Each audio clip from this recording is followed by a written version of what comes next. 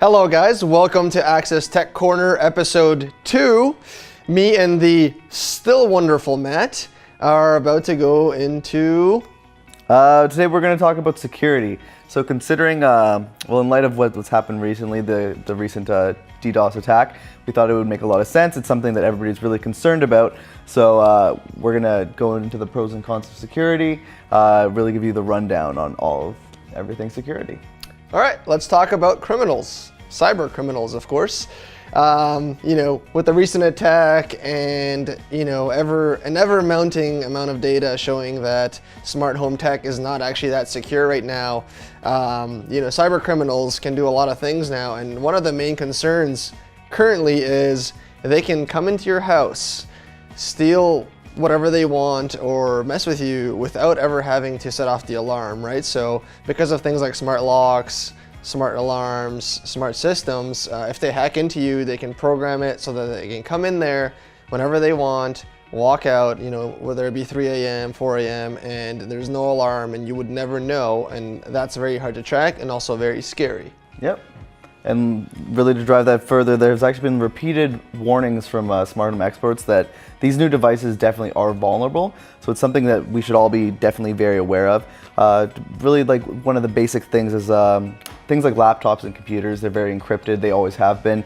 But these smart home products, they're not always encrypted. So that's a huge problem that really presents itself. And in fact, this recent attack was because of cheap smart home products that had no encryption, they had no security in place. So that really kind of is how we got into the situation we are now. And I believe there was a really great tweet by Jeff Hammock, the head of security at Salesforce. He said something along the lines of, in a short time we've built systems that are safe from nuclear attacks and then quickly turn them into something that's vulnerable to something like a toaster. So I thought that was pretty interesting.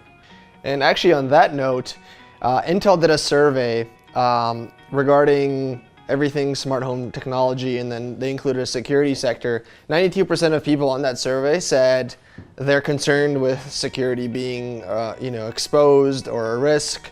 But on the flip side, the same people, 89% of them said they want one single form of integration. So it's kind of like you want the cake and you want to eat it too, which is very hard in today's environment because there's so many people competing. It's new technology, which is always going to be the case, and we don't know what the front runner is yet. But with that being said, here are the current breaches, and Matt's going to go into those to give you kind of an overview what to look for. Yep, so it is interesting to know that these breaches have happened before. It's not something that's like, oh, this could happen. It definitely has happened before. So in 2013, Inseon had a large breach. That very same year, Black Hat hackers, they demonstrated that they could get into locks and outlets and all these smart home products like that. The very next year, Nest, like one of the very first companies to really bring this to the forefront, they were hacked in 2014. And actually on top of that, there's like yearly annual hackathons where companies will bring together a bunch of tech-savvy hackers or computer programmers, and they will try to hack into a bunch of different smart home devices. And so this may sound scary, and it can be, but the fact that all this has happened before kind of presents a great thing, because once one thing's hacked, they learn from it, and then they can prevent future hacks. So it is something that is a positive as well. So basically, to touch on that, how do these breaches happen exactly? A lot of your smart home tech, is actually crawled on the search engines, right? So what this does is it exposes your IP address, it exposes your location, exposes your time zone, exposes all of that. So what ends up happening is hackers can come in there, get into your systems, and then it's a form of harassment, not just breaking and entering, but they could turn your lights on and off, they could control your temperature the way they want to, they could keep ringing your doorbell 100 times. Basically, if somebody just wanted to mess with you, this would be a really fun, convenient way for them to do it without them getting into too much trouble if they're careful and they're good at hacking. So why don't we get into a little bit of reliability, what to expect, what to look for, and I'm going to give that one to Matt. Yeah, of course. So definitely a common criticism that has been going through all the security with smart home products is that it really seems like a lot of these manufacturers and companies just don't take security seriously. It seems like something that has been changing, especially with something like the recent attack. I think security companies, or not security companies, but companies that need to have security implemented, they will take this a bit more seriously moving forward, but it's definitely something that needs to be changed. In terms of reliability, something like a smart lock, like it not only needs to be safe and secure from any kind of hacker, but it also needs to be reliable, right? You want the battery to not run out. You want it to be a sturdy piece of equipment. Like it can't just be easily picked or anything like that, right? So finishing up that point about smart locks, they're actually not even one of the biggest things that really deter anyone away from, like a burglar from coming into your house. If they see a smart lock, they may not really care, but the biggest thing that you could have is a smart camera or any kind of camera. If a burglar comes by and they see that camera, that will be the biggest deterrent. Because usually what they do is they come through unlocked doors, open doors, or unlocked windows. So those are really your biggest things, not necessarily a smart lock. So Matt, would you say that the camera, no matter, even if it's on or not, is the most reliable way to keep out? Yep, having that visual visitors? cue is like a big thing. They could tell you're taking your security system very seriously. So what else would you have, right? Is it just a camera, or is there a lot of other stuff? Laser grids? Who knows what you got in there? Okay, well, let's get away from the doom and gloom of all of this, right? Let's get into some of the positives that this technology is bringing to us and how that's going to affect us. Yeah, so there's a lot of positives. When you're talking about security, it's easy to get caught into like almost like a paranoia or like, you know, being very fearful of what this technology brings. But there is a lot of great things, especially with the smart home products. One of the biggest things that I think is the fact that you could customize it slowly.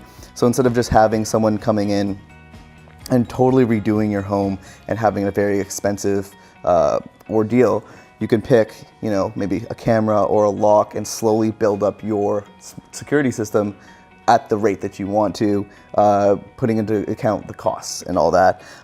You also have complete control over the system, so you get to set it up and you get to monitor it all if you want to, which is great.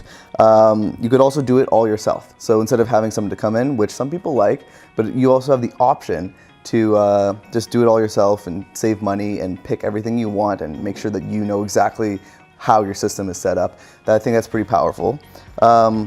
And also the fact that you get to monitor yourself, like I mentioned, and also the fact that a lot of these devices, these smart home devices, they're very value added. So something like the Nest Protect, instead of just being carbon monoxide, there's a bunch of different features that it has, and you know, it's kind of a cool thing. So you're not just getting a vanilla device, you're getting something that's even more powerful than your traditional devices. Excellent. So now we kind of want to end this episode off with giving you guys some advice on how you can secure yourself due to all these flaws, right? So the first thing that I would recommend, and I highly recommend this, is that you change your passwords every 6 months. Listen, don't lie to me. I know you don't do it right now. Maybe 1% of you do. But it's really important, right? Because if somebody hacked you once or is on the verge of it or has your information or it gets leaked at some point in time, it's probably going to be outdated. It could be outdated if you've been changing your passwords, and it's a deterrent for anybody when they see that activity going on if they're trying to hack you. The second one is, please make sure you're installing the latest versions of the software. I know it can be annoying. I know you're in a rush. You have a busy lifestyle. That's fine. Just install the latest versions of software because developers really, really do, right? We know this because we work with them a lot. They really do spend a lot of time fixing these issues for you and having these updates when it comes to technology. So make sure you're installing those softwares, especially now that, you know, with these attacks that you mentioned that happened, people are, you know, eyeballing what are tech companies doing to keep them secure. The last one is you can get third-party integrations that tell you when you're being breached by some unknown force, right? So this would be like an extra above and beyond step for you to do. It would be really smart for you to do, in my opinion, because it would be like something that pings you saying, hey, this is going on, you should probably check it out, right? Matt, anything to add? Yeah, those were all great points. I think I really like the idea that you mentioned about doing those updates, because I think that's something that a lot of people do find annoying. Right. But I like something I always thought of is it is annoying to update those, but there's nothing more annoying than a lost TV, right? So if someone were to just come in and steal your TV because of something like that, that's definitely awful. But to push that forward, I think something you should definitely be doing is securing your Wi-Fi. You know, change your password, dig a little bit into the security settings, make that very hard to get into. Same thing with your routers, lock all that up. Personally, I would say choose cloud-based protection as opposed to doing it yourself. Storing things on your own Wi-Fi, it can be hacked quite easily, but if it's shooting off server and it's protected and encrypted by third-party services, that's pretty fantastic. Choosing Z-Wave products as opposed to any other. Z-Wave has always had a security protocol implemented, but because of the new attacks, they're actually enforcing that, making it happen for every single device that's Z-Wave certified, which is fantastic. And then finally, the biggest thing I think anyone could do is just doing your research. Look into the products that you are purchasing. Do they have a track record of being hacked? Do they have a track record of taking security seriously? Are they a reputable company? These are all things you're going to want to do, and there's really no better way to protect yourself than to be educated. Awesome, thank you, Matt. Now, to top all that off, here's kind of an assessment, right? You got to decide on if you're going to go smart home tech and you like smart home tech, and let's be honest, it's here to stay. It's, you know, the Internet of Things. It's going to be huge. So now it's what are you gonna take on first, right? So the things that you buy in smart home tech are gonna decide on how risk averse you are. So for example, if you want to start with smart light bulbs, and you know it's a convenience thing, save a little bit of energy. Maybe you want to start off that way until technology catches up in terms of security settings, and you're risk averse, then do that, right? Don't get the, you know, the number one thing is if you get a smart lock, okay, you're opening yourself up there. So if that's like a huge concern for you, you don't want people coming into your house, then the smart lock probably isn't the best choice. You know, something like a light or you know, a faucet that turns on by itself, whatever, these smaller conveniences that, you know, have added value to your home and your lifestyle. You can start off with those, start educating yourself a little bit more so you know what you're getting and which brand you want to trust, and you know, really do that assessment and go from there so you're comfortable with your purchases. Yep, I think that's great. So that wraps up this episode. Hopefully you enjoyed it. Hopefully you learned something for sure. So stay safe. And make sure to hit subscribe below and go on our Facebook page, which the link is also below for, because during the week we're going to be posting a lot of micro content for you guys that you can easily follow leading up to our next episode, which is going to be awesome. Thanks. Bye.